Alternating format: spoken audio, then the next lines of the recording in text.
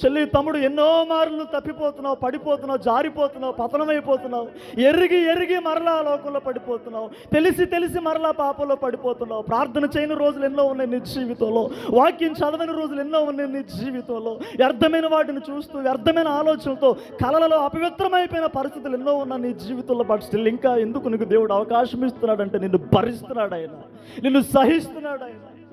ఎందుకు భరిస్తున్నావేసి అని అడిగితే అని చెప్పే మాట ఒకటే, ఆ రోజున అన్ని గాయాలు దెబ్బలు తిని కూడా భారమైన సిలువను సహించిన నేను ఈ రోజుకు కూడా సహించగలను.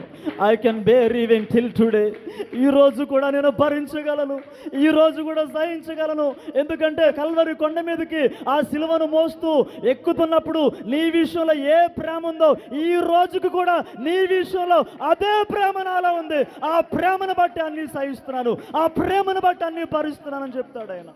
మనుషులు మారిపోవచ్చు, మనస్తత్వాలు మారిపోవచ్చు, మనుషుల్లో ప్రేమ తగ్గిపోవచ్చు, బట్ యేసయ్యలో ప్రేమ తగ్గిపోదు.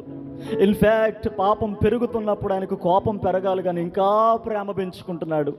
ఇకనైనా మారుతారేమో, ఇకనైనా దిద్దుకుంటారేమో, ఇకనైనా సరవుతారేమో, ఇకనైనా ప్రతిష్టలోకి వస్తారేమో, ఇకనైనా సమర్పణలోకి వస్తారేమో, ఇకనైనా లోకానికి గుడ్ బై చెప్తారేమో, ఇకనైనా వ్యర్థమైన వాటిని దూరం చేసుకుంటారేమో అని చెప్పి Jesus has been being patience in your life.